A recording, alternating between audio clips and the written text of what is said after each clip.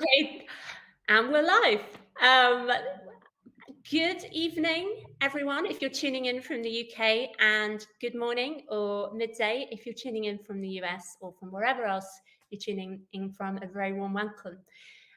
We have a very special Filmarket Hub webinar this evening with the inspirational Hayley Mckenzie, who is founder of Script Angel, a professional screenwriting, coaching, and scripted development service.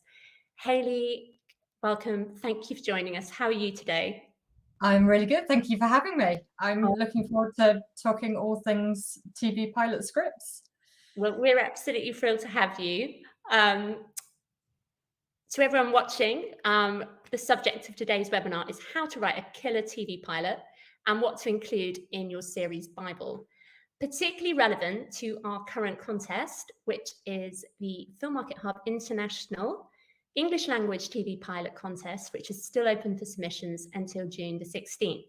I'll be saying a bit more about that later on.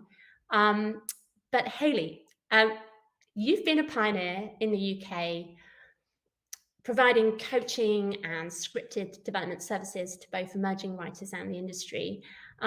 Before we dive into the subject of your webinar, I'd just love to ask you to tell us a bit about your journey, what inspired you to start Script Angel, and the work you do through that. Thank you. Yeah, I've been doing this a really, really long time, and I feel incredibly blessed. I've been working with writers in scripted development for about 25 years, giving away my age. Mm. And I was a script editor and a development exec in UK film and TV for about 15 years before I set up Script Angel 10 years ago. I founded it because I love working with writers and I love script development. And I realized there was this really big kind of gap where, as a commissioned writer, you get to work with a development exec or an editor, and you get to kind of soundboard your ideas and brainstorm stuff. And together you have those conversations that kind of form a project. And you get somebody to kind of interrogate those ideas with you and give you feedback. And obviously, as a new writer writing on spec, you don't have access to that. And so Script Angel was set up to provide that professional script development service to emerging writers who weren't yet commissioned. And that's very much what we specialize in. We work with emerging writers, typically writers who are on the verge of turning professional. So they'll often already be winning script competitions like Filmarket Hubs or BAFTA Rockcliffe or competitions like that.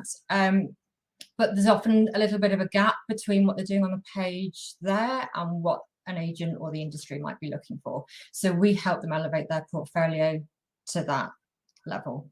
And we often work with semi-professional writers as well who are newly repped, who are getting their first commissions, but are probably still writing their own projects on spec as well. Yeah, that's us. Fantastic. And so how many years has Script Angel been going? Over 10. It was just me, and now I have an amazing team of really experienced, very supportive, nurturing script editors and development execs who work with all of our writers. Fantastic. And at any one time, how many writers do you work with? About 50 roughly across the team. Yeah, so quite a few. And we're just starting to get those really exciting success stories where the writers we've helped are now working and repped and getting their first commissions. And yeah, it's really exciting times. That's absolutely exciting. And we're thrilled to be, to have started a partnership with Script Angel this year at Filmarket Hub as well, because I think, you obviously that kind of one-to-one bespoke service is so key in helping writers kind of come through and have those kind of developed projects ready to go. So for anyone watching, you don't know Script Angel, or you want to get some mentorship and one-to-one coaching, do check out Script Angel and get and learn more. So coming back to the subject of today's webinar, how to write delivering a killer script is quite a bold title, and I love it. So when working with your writers, how much preparation do you encourage them to do before they actually start writing the script? And could you tell us a little bit about what that prep is, Is it character focused, plot, or everything? Yeah, And do they need to know the whole story before they start writing the script? that's a really, really good question. I'm so glad you opened with it, actually, because kind of the question of what is writing kind of comes up quite a lot in early calls. When I chat with writers who are thinking of working with us, that's one of the questions I ask is like, what's your process? How do you get to a draft of the screenplay at the moment?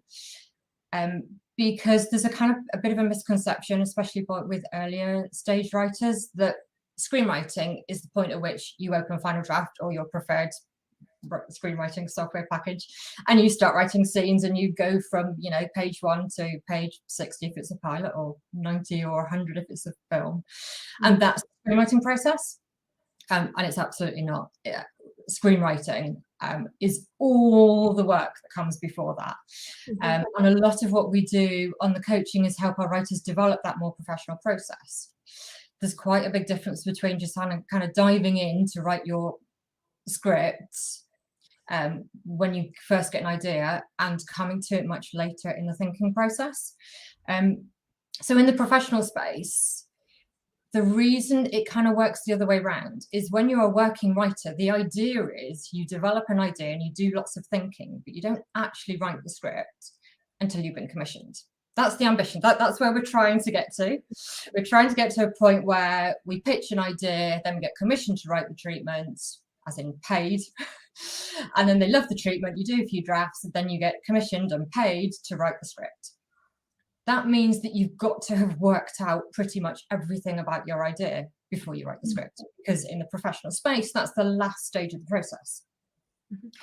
And so all of those other parts of screenwriting are thinking about the idea, developing the premise, the concept, the characters, the story, the theme, the structure, all of it kind of has to come before you start typing scenes.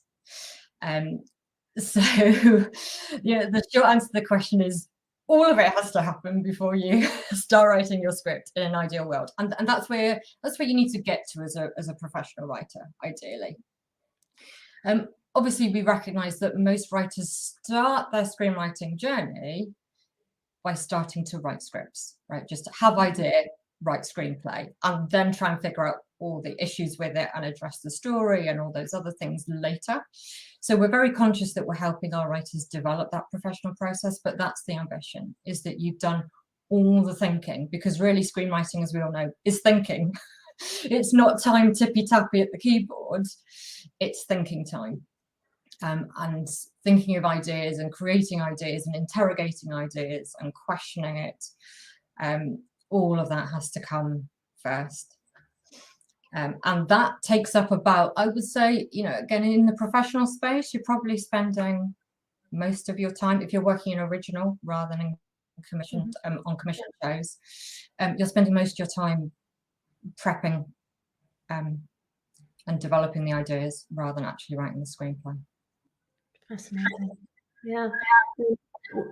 Of those, would you say, I mean, even for professional writers, that what kind of percentage of what they actually prep, do all the research and do all the pitches for, do they actually get to write? Or is that just impossible to kind of predict? But is it kind of like, if you want to be a writer, you've got to just be prepared to keep generating ideas and do all that research process in the hope that one of those ideas will get picked up and you can write it?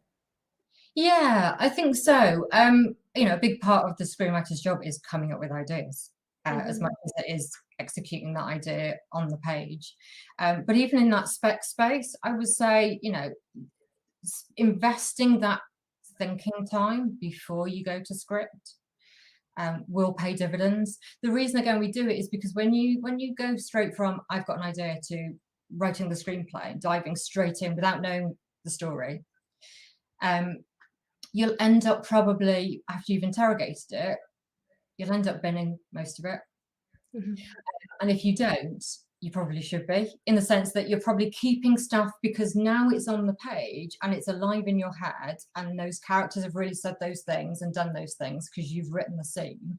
It's much harder to edit it. It's much harder to ditch a scene once it's fully formed, even if it no longer serves the purpose. If it doesn't serve your story and really it should go, it's very hard to make that editing decision because now you're quite attached to the scenes often. Yeah. So I'd say, yeah, it really does pay dividends to do a lot of development work up front, which can be really hard because if you're judging, your writing time by writing scenes, you're going to feel like you're not doing any screenwriting. Yeah.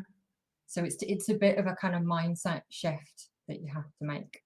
And in terms of, you asked a really good kind of second part to that question, which was, because we're talking specifically about pilots tonight, which is a really different proposition for a feature. I mean, it's really obvious that in a feature, you're going to know the whole story before you start writing the first scene, probably, ideally. There's a bigger question mark over it. With a pilot, you might say, well, I know what the end of the first episode is, so I'm going to write the first episode, even though I don't know where the story goes for the rest of the series.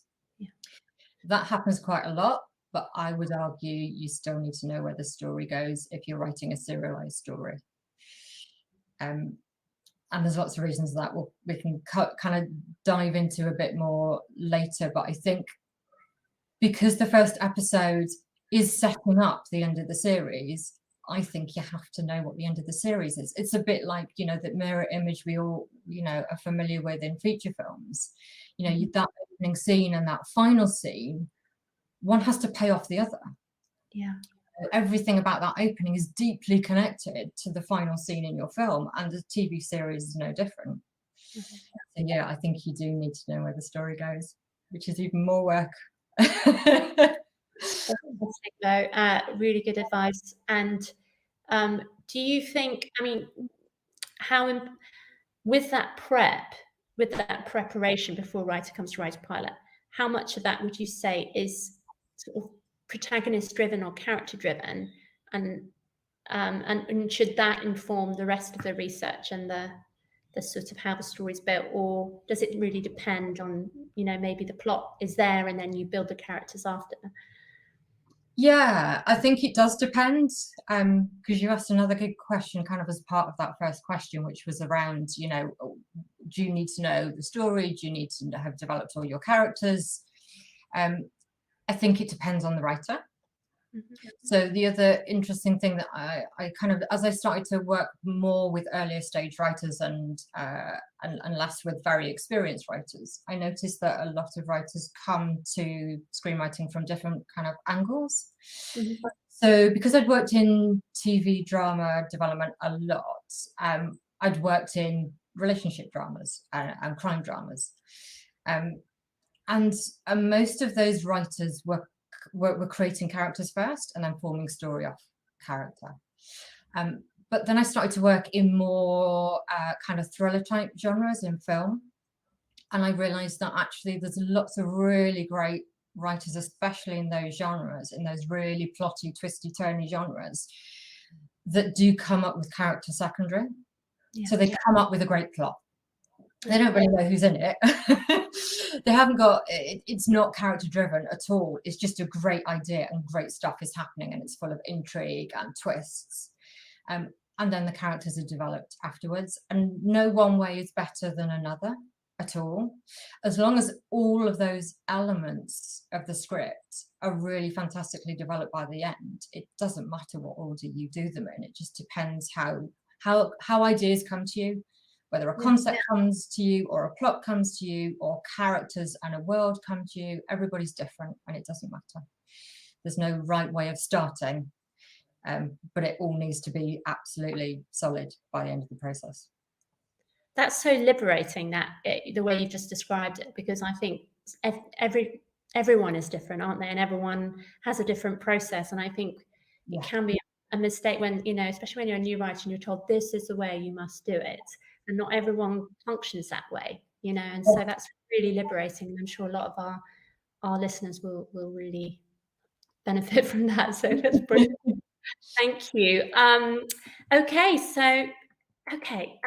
A lot of us, we talk about craft and beats and acts, and a lot of us, we still don't really understand how to structure a pilot. You can read books about it.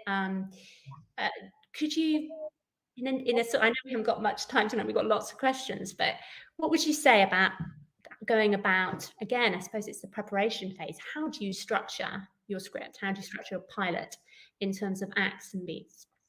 It's a really, really good question, and this is why, you know, TV is so hard. It's really challenging at the moment in the spec space, because I think TV drama is an absolute golden age. The quality of the work that is coming through, and we're watching on screen, is just incredible.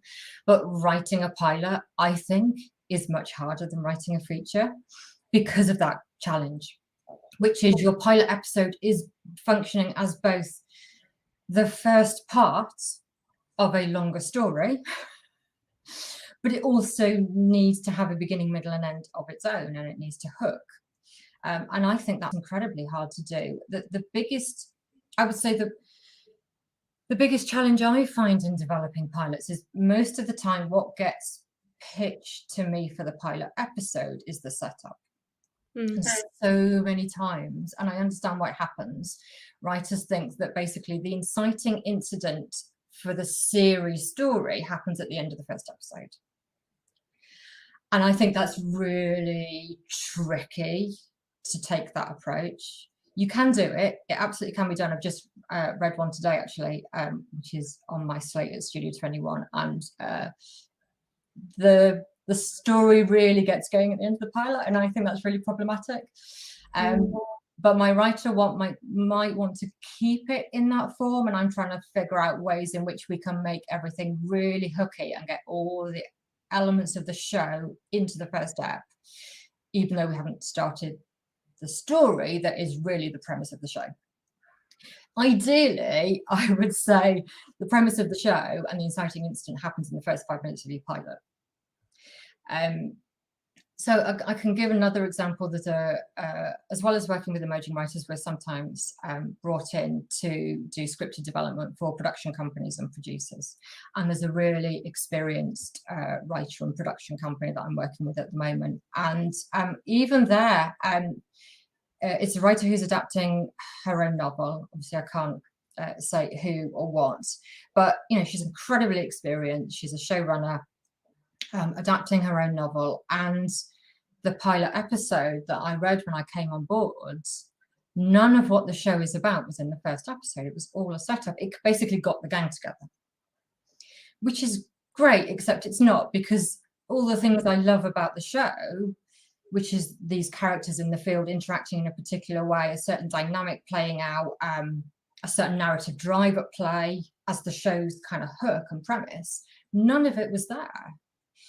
And it's like, well, if you pitch me this show and you tell me it's about this, why am I then not watching that in the pilot episode? Like, if you sold me that show, that's the show I want to see in the first episode. I want to get all that stuff on screen. I want to get those relationships up and running. So I think finding a way to start your story of the series as quickly as you can within the pilot is really helpful, because it stops it being a setup episode in which you're just making introductions, but the thing hasn't really got going yet. Amazing. It's a whole minefield the more you think about it with a pilot, because when you think about that whole series, and it could be like a six ep, or it could be like a 3-season, 4-season ongoing series. So it's like building this whole world, isn't it? It's so in terms of like when you're working with writers in terms of how to kind of advise them with that, so you're just to kind of summarize what you said, would you say that kind of getting to the heartbeat of the story in the first act is really important? Yeah, I really do. I think because it tells your audience what they're watching, exactly the way you would if you were writing a feature. You know, if you say my film is this story, but then the first 15 minutes there's none of those characters and none of those things happening, and you're not in the world yet, you'd start to go, well, sorry, I thought I was watching a horror set here with these people, and where is it? So I think all the things that your show is, the theme, the world, the characters, the relationships, and the story engine that is the show, you need to get going in the first act. Sooner the better. Wow, that is really rich nuggets. Thank you so much. Um, uh, moving on now to more about the kind of story itself. Mm. Um, I mean, in a way, this is probably quite an obvious question, but how free should the screenwriter be in, especially if they're kind of writing a spec script as a first-time writer or as a very new writer? How free should they be in devising that story, or should they write and tailor it to fit where they are professionally in their careers? I guess what I mean there is, should it be quite contained, or should they just write something that's just, as something they're passionate about, no matter how ambitious or big the world is? Yeah, I think it's a great question, Ros. I it's something we tackle quite a lot at Script Angel specifically, because one of the questions we ask our writers right at the beginning of the process is, particularly when they come to us and there's a specific project they want our help to develop, one of the first questions we ask is, what's the point of this script for you? Like, what's it meant to do for you? What's the intent in terms of leveraging it? Say we spend the next 6, 9, 12 months developing this to a really amazing standard and you've got an incredible spec. What are we doing with it? What purpose should it serve for you? And the reason we ask that question is I think there's two different kinds of specs. I think one is really big and ambitious and it's a calling card. It shows what you can do. There's a really fantastic sci-fi TV writer that I know very well who wrote a really big sci-fi feature, really ambitious, incredibly high budget, about 15 years ago. And it got her agent, and she then went on to create original TV series in this space. But even now, 15 years later, that feature, even though it hasn't been made yet, it's very expensive. It still gets her shows. It's still sent out by her agent as a sample. She had a really established career here, and she then went and got representation in the US. And it was that calling cards feature spec that got her representation in the US as well, 15 years after a career here. So I think a really big, ambitious, all guns blazing, or as intimate as you want, depending on your genre and your preferences, but an absolute example with no holds barred. This is what I would want to put on screen if I was given. It's like Danny Boyle said, there was a film he made, I think it was 127 Hours, where he said, this is my one free go on the roundabout. He'd made Slumdog Millionaire. He knew he would get to make another film, kind of whatever it was, almost. And that was the film he wanted to make. Apologies if I've muddled up my films and my directors, but I just really distinctly remember that idea of like one free go. Yeah. Like there's a script that maybe isn't that commercial, but it doesn't matter because I really I'm passionate about it. But I think those are the scripts that get you noticed by an agent. And I think those are the scripts that an agent can send to development execs to try and get you general meetings, but they're probably not the script that's going to be your first credit, your first professional writing experience. And so what often happens is that's that next spec script that's in your portfolio that you send as a follow-up to the agent when they've read the first one and they love it and they say, what else can I read? And you send them another one that's equally brilliant, but it might just be tailored to be a little bit more producible. Yeah. To answer your question, right? It might be the kind of thing that actually could get commissioned from a writer with very few credits. It's lower risk because it's lower budget. So yeah, I think those considerations should be in there. Once you've got a body of work that is all kind of really, shiny, exciting, ambitious calling cards, I think it is worth thinking about actually what is the project that is going to get me my first commission. Yeah. And then it is probably a slightly different kind of project that you want to be speccing. That is fantastic advice. Really, really cool. I just really hope that writer gets that film made. I'm really intrigued now. I want to read that script. Sounds really exciting. Let's hope someone has the courage to make it happen. Yeah.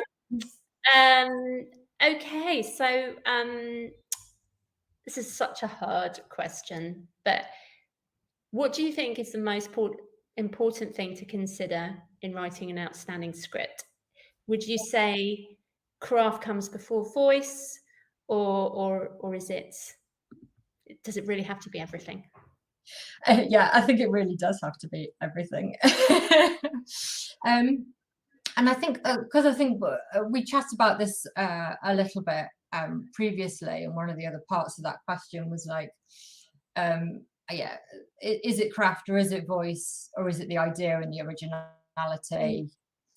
And I think all of those things are important, but again, it sort of depends what the point of the script is.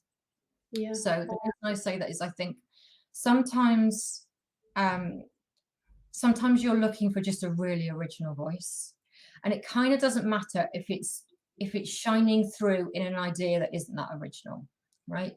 If the idea feels like, you know, a show you've seen before, but actually what they've done with it, or the characters' voices are particularly fresh, or the perspective is particularly original, it doesn't matter that the actual kind of premise isn't that original, because you want them as a writer and their voice and their craft. But for example, at Studio 21, when we run the script competition there, the actual originality and strength of the proposition itself, of the show, of the premise, of the concept, is just as important, because we're not looking at those scripts with a view to having a general meeting and discussing other ideas we might develop together. We want to pick up that project. Yeah. Studio 21 does pick up, as you know, the winning project through that script competition. So that the originality and strength and commerciality of that project is just as important as the way it's being executed on the page. So mostly it is about craft and voice. And actually, if I had to pick one thing, if you force my hand, I would say it would be original voice, actually, because everybody who works in developments knows that all the other things can be developed. Absolutely. So yeah, it, voice or you haven't, you know, you've either got awful, but I think it's like and I know, Ros, we're going to get asked, what do we mean by voice? It's going to be if it hasn't popped up in the questions, it's probably going to. Yeah. But I'll wait and see. I'm happy to swiftly move on. Okay, we'll move on. I am so let's look. We've kind of, I think, next question, I think we've kind of answered. I was kind of thinking, what are the key components that take precedence? Character, voice, plots, originality. I think we've kind of answered that. Maybe just dive into one of those a little bit more, Ros, as you come on to the next questions. Absolutely. I was just going to say, in terms of like plot versus character, which I get asked about a lot, again, I think it depends on the genre you're in. Yeah. So, you know, there are some shows I watch because of the plot. I mean, Line of Duty, great example, right? Or anything Jed's developing, frankly, or exec producing. It's going to be the plot. It's going to be the what's happening, rather than who's doing it. Whereas if I'm watching The Split, it's about those people. It's about those people and those relationships, and that's what hooks me, is those characters. Absolutely. So I think it depends on the genre.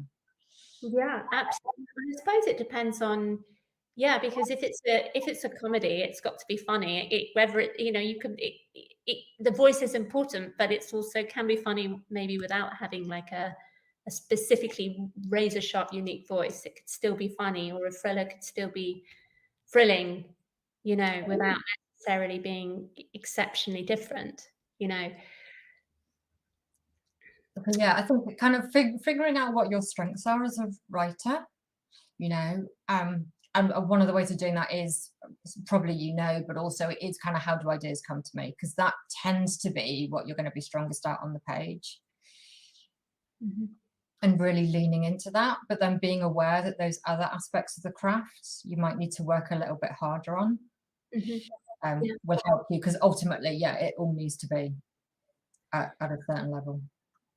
Just while we're on genre, I know that it's like, you know, we're seeing a lot of really exciting projects and writers where they're really just having such fun and playfulness, subverting genres. What do you think about that, and do you think you need to be quite an experienced writer to do that, or do you think you can just sort of be playful with it and try and kind of mix things up? Yeah, it's a really good question.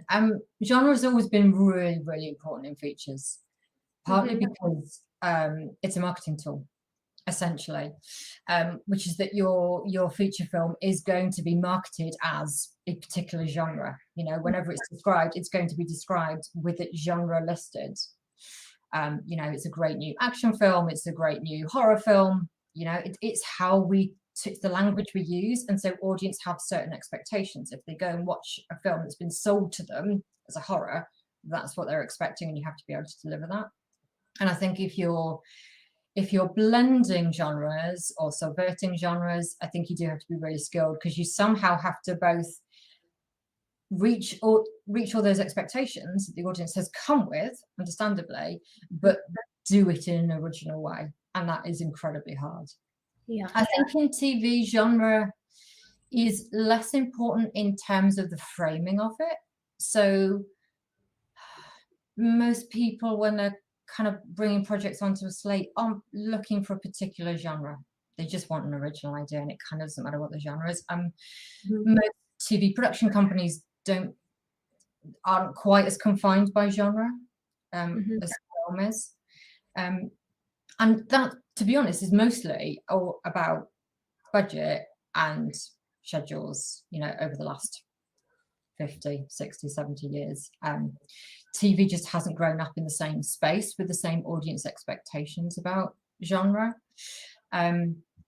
It's getting more, genre is becoming more important as the years go by, I think, because we are able to put other genres on screen. So if you look at the schedules for, you know, just here in the UK, or any of the networks in the US, it's pretty much relationship drama or crime, which by definition is actually a mystery.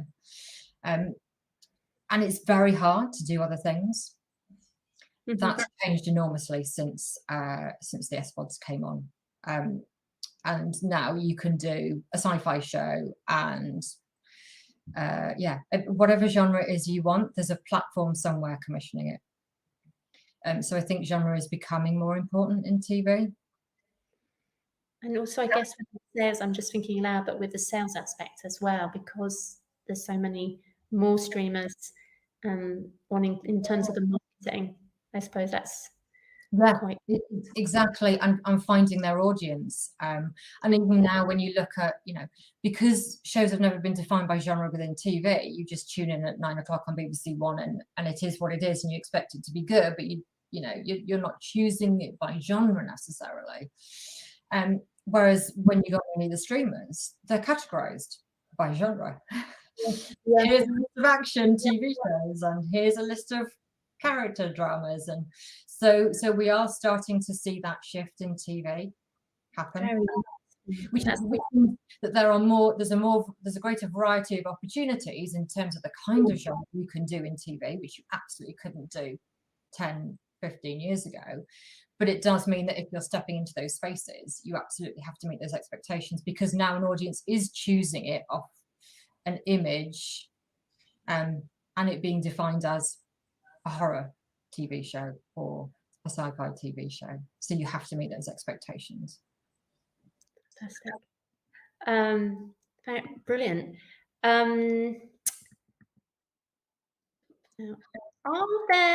This is a bit of a strange question, but are there rules that can't be broken, or can you break the rules? The reason I say this is I actually listen to, I love Guillermo Arriaga, the writer of Babel. I heard him, he's got a great talk on, it's on the BAFTA Guru kind of talks. And one of the first things he says, the only rule about screenwriting is that there are no rules, which is really interesting. But what do you think about that? Do you think there are rules? Because he's a very specific, I mean, obviously he's a kind of auteur, writer, and you know, when you reach a certain point, you can break the rules. But would you say to start out, you kind of need to follow a set of rules? Or I think there's only 2 rules. And this is going to be controversial as well. One is, don't be boring. So whatever you do in that scene on that page has to make me want to watch the next scene. I mean, that is your only job as a screenwriter, is to make me stay, right? That's That is number one. How you do it, I don't care. Honestly, Brilliant. I don't care what device or technique you're using to do it. As long as you make me want to stay, you've done your job. And that means, everything is open to you. And then we can talk about different techniques you can use to do that, because it's not all about hooking and plot and stuff. Yeah.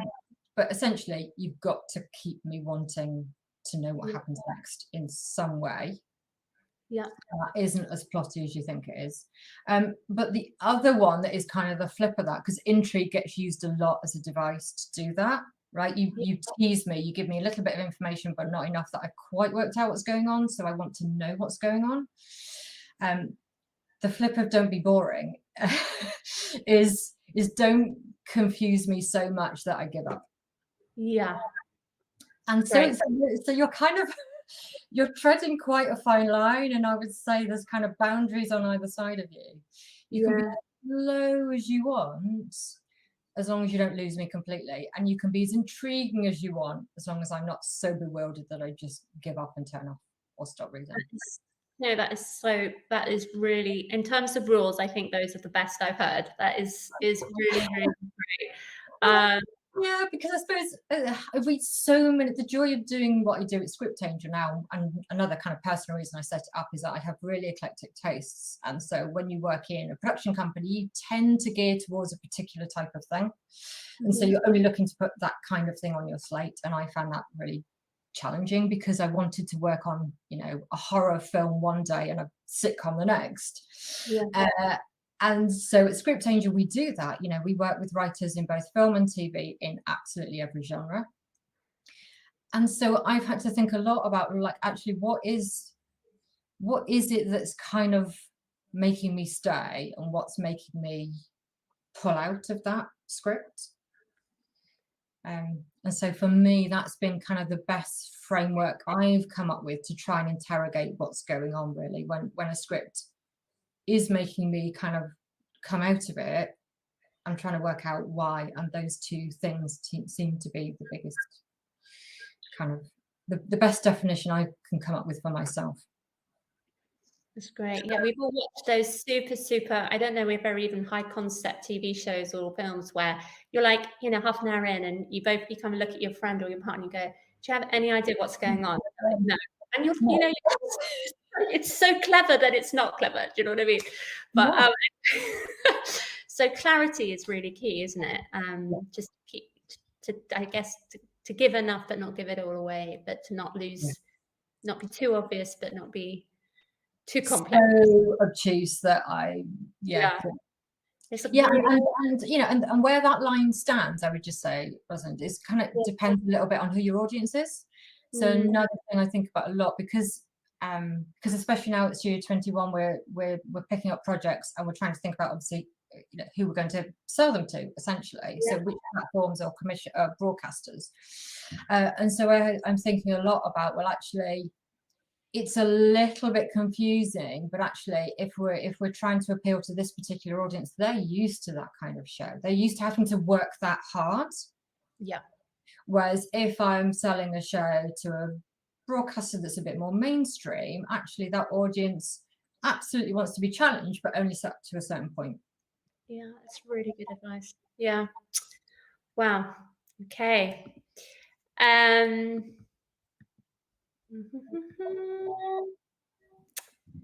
Okay, so I am going to ask, before I come back to voice, because we've got, just to everyone watching, thank you for the questions, do keep them coming. We will come to ask, I'm going to move on a bit because we want to leave time. Yeah, because we want to talk about the series pitch documents. So very quickly, two further questions before we move on to the series Bible. When do you know if you're overwriting? Because that, I guess, if you're new to writing and you're not, you haven't written that many scripts, how do you know when your script's ready, or if you're overwriting? How many drafts should you do before you kind of send it out? That's a really good question. So as many as it takes, there's absolutely no set rule. I've seen scripts, look, I'm sure all of your audience are watching lots of listening to lots of podcasts and watching lots of webinars and lots of interviews with really experienced writers, and lots of them will tell you, it took 38 million drafts before this film actually reached the screen, right? So don't worry about the number. That's not. Yeah. If you're writing V6 and then V26 and you're still going at it, it doesn't matter. It takes as long as it takes, and it takes as many drafts as it takes. So don't kind of set that kind of limit on yourself, I would say. Can you overwrite it? Yes, but I would say that tends to happen more in commission development than it does writing on spec. Most scripts that are written on spec could do with more interrogation, not less. Okay, great. Not quite watertight. Yeah. In the sense that I should be able to ask a question of any scene and it absolutely needs to be there, like, and it should be like Jenga, where I can't take it out without the whole thing falling apart, because it's that tightly and intentionally written, so that there's a purpose behind not just every scene, but every moment within that scene, and every line of dialogue, and every action that every character is taking. Everything should be so full of intention. You designed it within an inch of its life. That's absolutely fine. Don't worry about, I know I've been asked this a few times recently, like it's more around Bibles, but it's true for scripts as well. I get asked, should I leave room for the company to have creative input? If I overdevelop it, will they be put off because they want to be involved? And I would say, don't worry about overdeveloping it. The clearer the vision, the more convinced I am to pick it up. Or if we're, at Script Angel, I would say the writers who are sending out specs that are really highly developed are the ones that are then getting ready and getting the work. It does sometimes happen when we are in paid commission development, in the sense that often it will tend to change direction. Yeah. And you're starting to develop it into different spaces, and its purpose is shifting, and that can be really frustrating. That's kind of development hell. If you're writing on spec, I wouldn't worry about overdeveloping it. Maybe we'll do another webinar with you in terms of how to handle, once your project's in-house somewhere, the whole process, working with a kind of development team and taking notes, taking criticism, when to stand your ground. Can you stand your ground as writer? Maybe we could do something at a later date about that, because I'm just aware I'd really love us to move on. So moving on towards the series Bible, because I know we've seen a couple of questions. I've seen a couple of questions pop up, so hopefully we'll answer some of those here. What should a writer include in the Bible? We hear so many different bits of advice on this. So, and I guess that depends on the territory as well, whether, which country you're in as well. Other rules on this, and what's the main difference between a pitch document and a series Bible? Should you just start by sending a pitch document, or should you kind of send out the whole series Bible in one go? Yeah, it's a really great question, because the tricky thing about any of these documents is that what people mean by them isn't quite as well defined as script. So when you're writing a script, right, there's an industry standard. You know how long it's meant to be, you know how it's meant to be formatted. All that is now lucky writers. There's loads of professional scripts that you can read, and the software that you can get access to, even if you're not a professional screenwriter yet. So you can absolutely know what a script is meant to look like. All these other things, they can be a little bit interchangeable. So the same would go for outlines and treatments. In terms of TV series, I think of the series Bible as being a really, really highly developed document that typically isn't fully formed until you actually started shooting, if I'm really honest. The reason it was called a Bible originally, it was never part of the pitching process. It was something that evolved on the continuing drama series here, because you're commissioning new writers onto a show that already exists, where there's a very long history, where the characters are really well developed, the relationships have a long history. The Bible was the thing that an incoming writer could pick up and go, okay, I can write for this show. I know everything I need to know to write for this show. So if you get permission to write an episode of EastEnders or CSI, you get given the Bible, you know who everybody is, you know what everybody's done in the past, you know everything you need to know, you know the format. It does what it says on the tin. It's meant to be a Bible, has everything you need to know in it, if that's your term of reference. So it's unusual for you to develop a series Bible as a pitching document, because I would expect the Bible to be, you know, 50 pages long. Yeah. Right.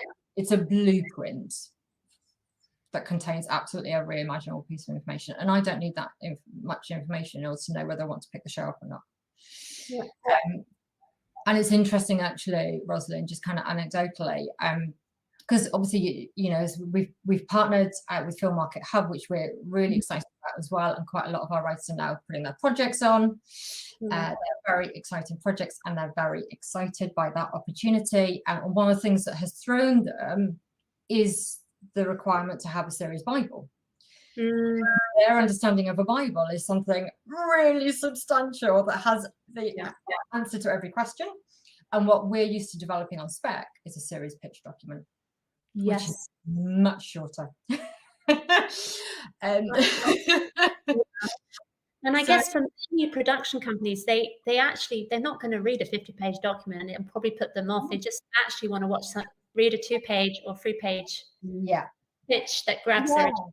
Exactly. I mean, the series document is a bit like the one-pager for features, but a little bit more extensive because so much of the story is not in the script. Yeah.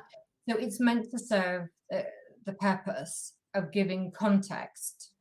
Well, it serves two purposes, the same as a one-pager does in a way, which is it's a shorter document that might persuade someone to read the full 60-minute script. But it also provides context, because even when I've read the script, I don't know what the story is I'm buying.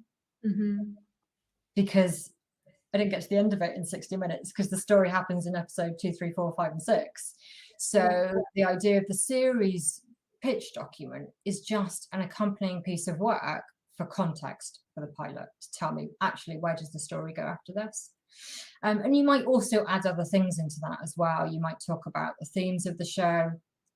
You might give some character bios, especially if there's characters who come in later in the series that are significant that you won't have encountered in reading the pilot. You might talk, you know, you might put a creative statement in there, why you've written the show, what it's important, why it's important to you. I want to know the format. You know, do you intend the pilot to be 1 of 6 or 1 of 20, or is there a plan for series 2 and 3? So it's all that kind of additional information that the pilot on its own won't give me. But that's what it needs to do, and it needs to do it as succinctly as possible. 2 pages is fine. It's definitely worth having a 2 to 3 page version. So for projects, for example, that we're picking up at Studio 21, what they will have sent in to the script comp would have been something that was about 2 to 3 pages. For the projects we're now taking onto the slate and developing further, ready to take to broadcasters and platforms, we will need something more substantial than that. Because we're going to ask someone to part with an awful lot of money for a green light. And so we need to do a much bigger piece of development work on the series. But that document will be much more substantial and closer to a Bible. But when you're writing on spec, you only need a couple of pages, really. Brilliant. That is so helpful. I think, you know, but thank you for just clarifying that, because I think there is a lot of confusion, and I think it's different. You know, different countries have different methods of this, and what they don't deem a pitch and what they deem a Bible is different, perhaps in different places. So, so if everyone wants, they, you know, just start with a 2 to 3 page document. I mean, I would say when you're working on spec, it's worth having different versions.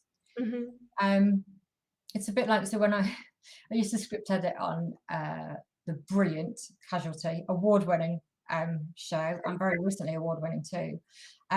One of your jobs as a script editor is to write the synopses. And that means writing different versions of the episode story ready for different publications. So you had to provide the press team with, you know, a 1-sentence version and a 3-sentence version and a short paragraph version and a long paragraph version and a 1-page version. So it's where, you know, at some point, all of those things will be useful. So even if you've got, you know, a series pitch doc that runs to 10 pages, that's great. You know, hopefully, you know, you will make use of that at some point, but it's also worth having a shorter version up your sleeve.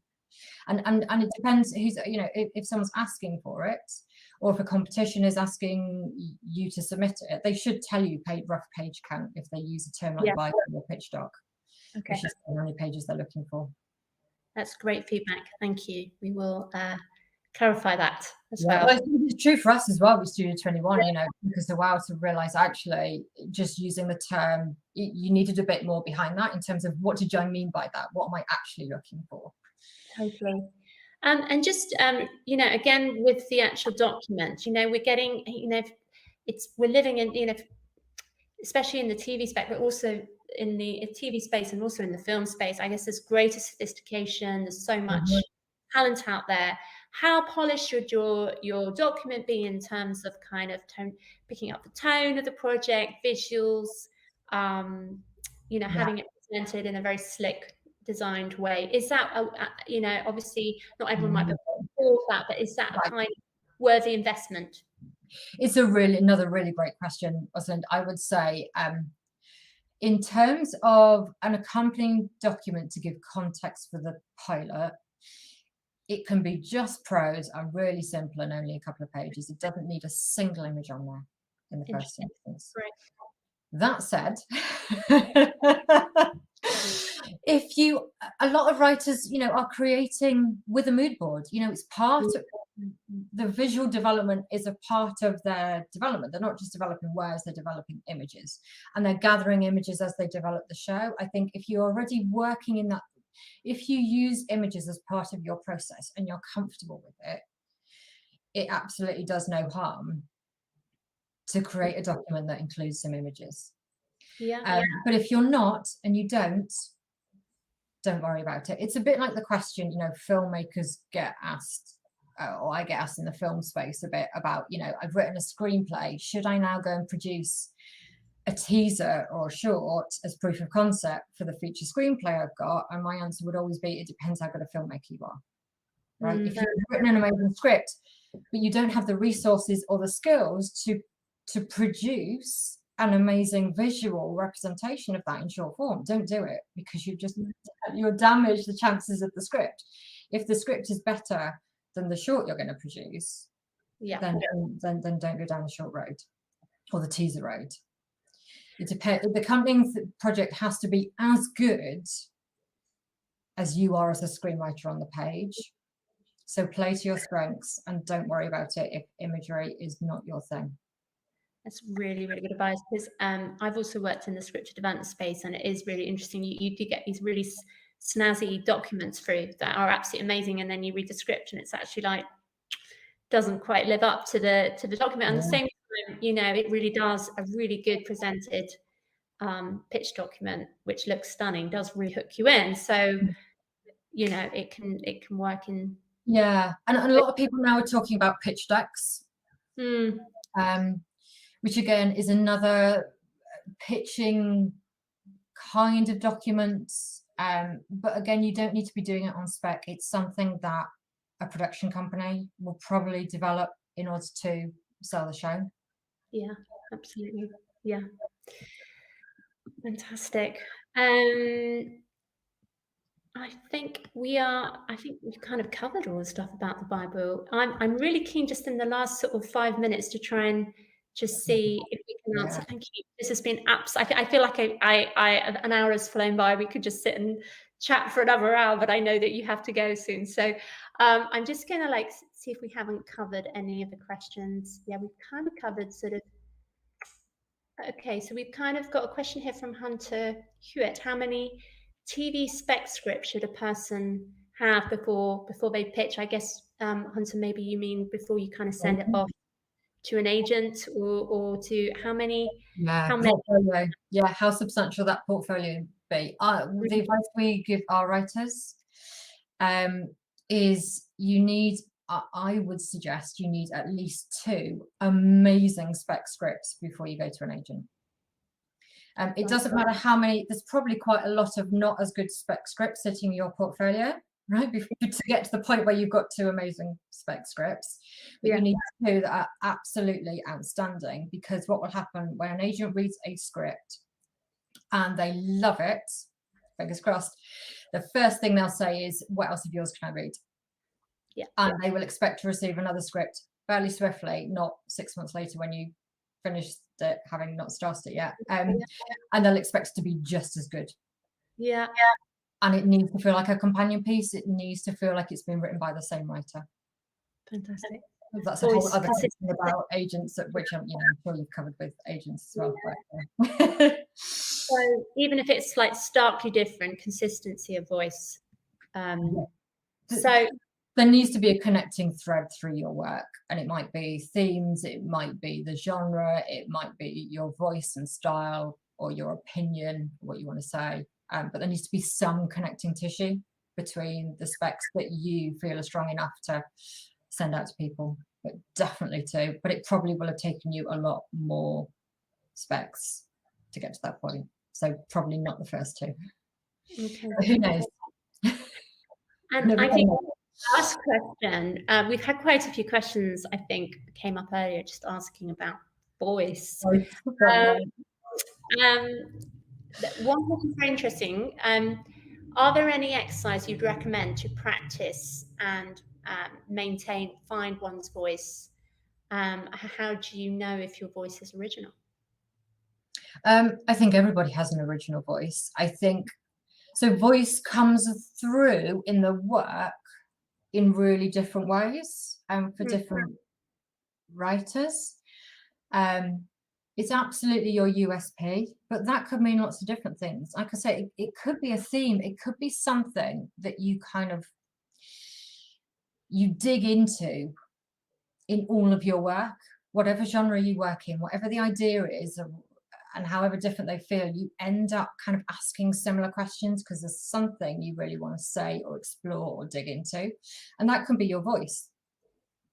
It might be your style on the page. When you read professional scripts, if you read a Stephen Moffat script or a Russell T Davies or a Sally Wainwright, you would recognize, even if you only read an excerpt, you'd probably recognize their writing style on the page. I'd certainly recognize Russell's, from probably a 2-page excerpt.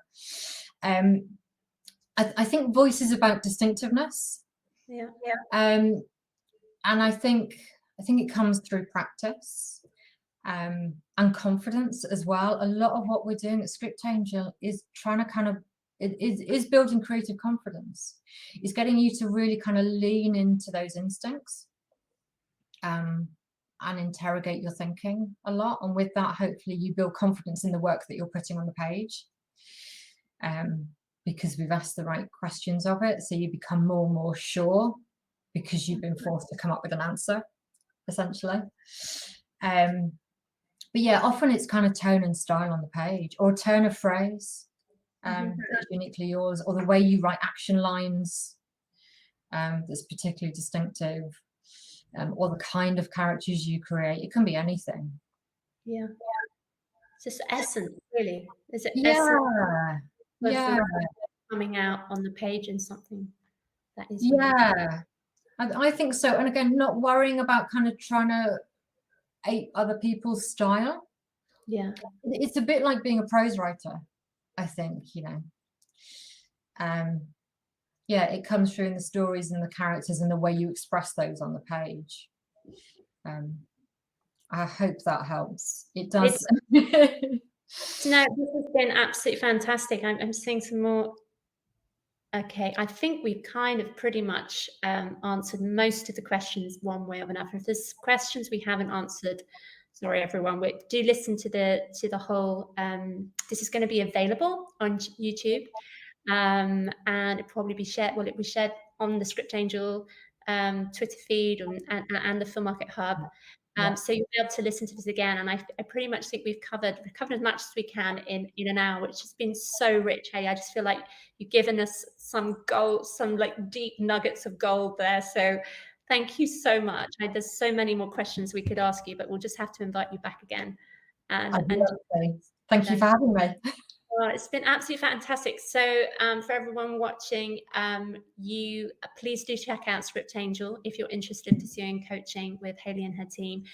And to all of you budding writers out there, if you've got a TV pilot, please do consider entering the Filmarket Hub English Language International TV Writing Contest. The deadline is the 16th of June. You've still got time. We have got some incredible prizes on there. And most of all, you get the chance to have your scripts read by Bronze Studios, 11 films created with sexual education, 11th Hour Films and dancing-led productions. If you're unrepresented, we're also going to connect you to an agent at Sale Screen who will read your work if you're in the finalists. So it's an amazing contest with some fantastic opportunities and prizes. So do check that out. Thank you, Hayley. This has been an absolute dream to have you, and we'll definitely invite you back soon. And thank you to everyone who's tuned in today. Thanks, Rosalind. Bye. Bye-bye. Lovely to see you.